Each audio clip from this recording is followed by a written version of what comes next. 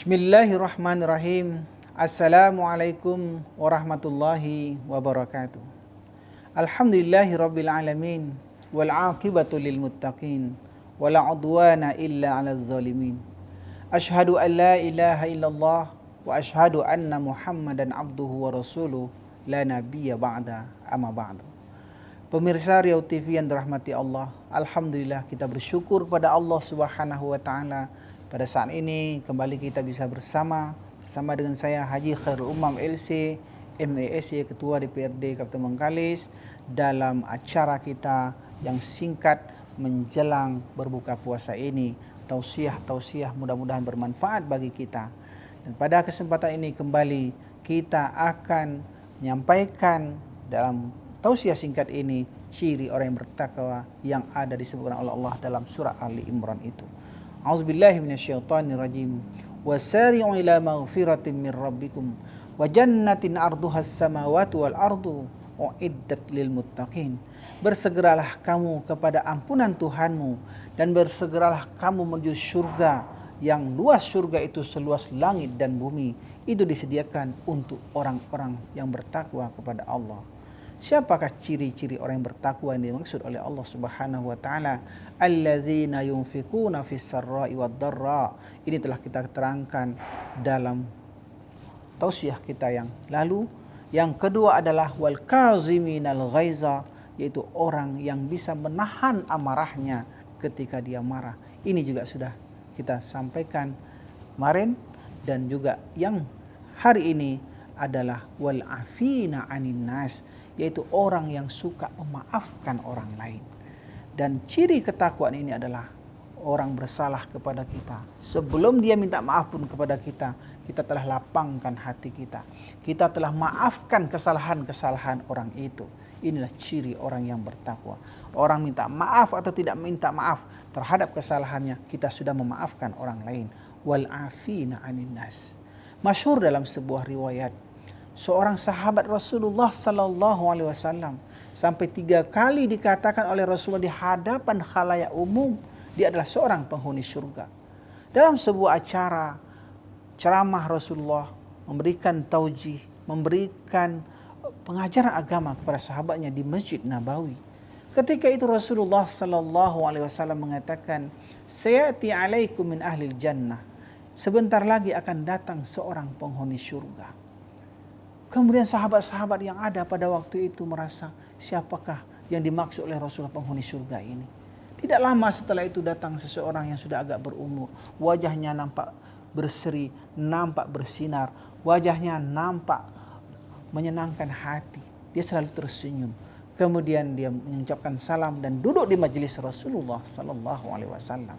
Sahabat pun merasa bertanya-tanya, apa amalan bapak ini? Sehingga dijamin oleh Rasulullah SAW bahwa dia adalah seorang calon penghuni surga.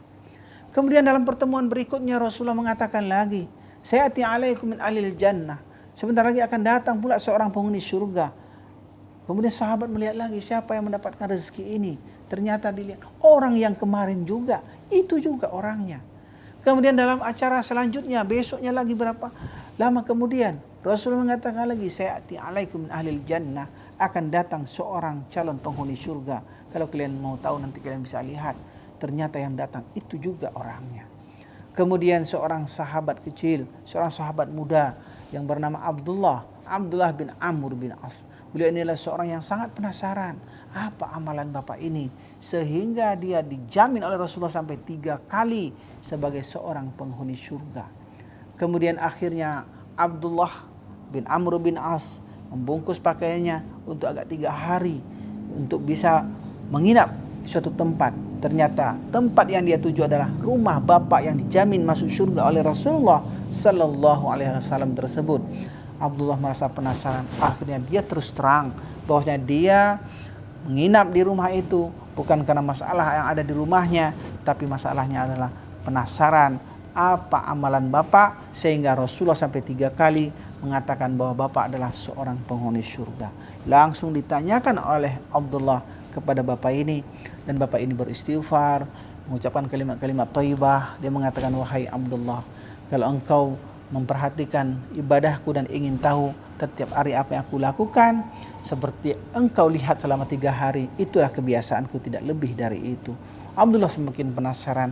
Wahai Bapak, pasti ada rahasia, ada sesuatu yang Bapak lakukan sehingga Rasulullah yakin dan meyakinkan kepada kami bahwa Bapak adalah seorang calon penghuni surga. Tunjukkanlah kepadaku wahai Bapak.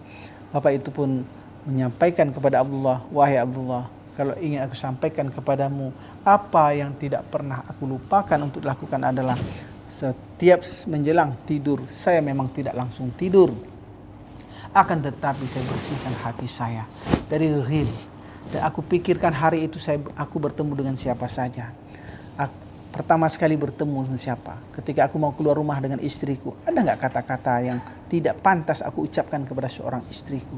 Kalaupun ada rasanya kasar omonganku, aku minta maaf kepada istriku. Dengan siapa teman yang aku temui pertama sekali di hari itu? Adakah kata-kata yang tidak menyenangkan? Adakah tingkah laku yang tidak menyenangkan dan seterusnya? Maka ketika itu, kalau ada, aku minta maaf terlebih dahulu. Tapi ketika ada orang-orang itu yang mengatakan sesuatu yang memedihkan hatiku, yang menyakiti hatiku, kata-katanya kasar, menyinggung dan sebagainya, maka di malam itu aku bersihkan hatiku ini, aku maafkan kesalahan-kesalahan mereka.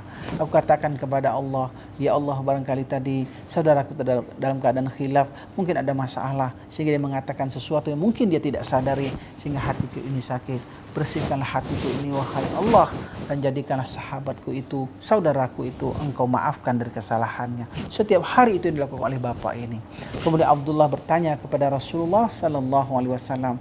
Ternyata Rasulullah SAW mengatakan benar, itulah sebabnya. Sehingga akhirnya alhamdulillah, inilah yang menyebabkan seorang calon penghuni surga ini karena selalu membersihkan hatinya, karena memaafkan saudaranya. Al-afina 'anin nas, selalu memaafkan orang lain. Itu ciri orang-orang yang bertakwa. Mudah-mudahan di bulan Ramadan yang mulia ini bisa kita memiliki sifat seperti Bapak ini. Kita bersihkan hati kita, maafkan kesalahan-kesalahan orang lain sehingga kita termasuk menjadi orang yang bertakwa. Mudah-mudahan bermanfaat.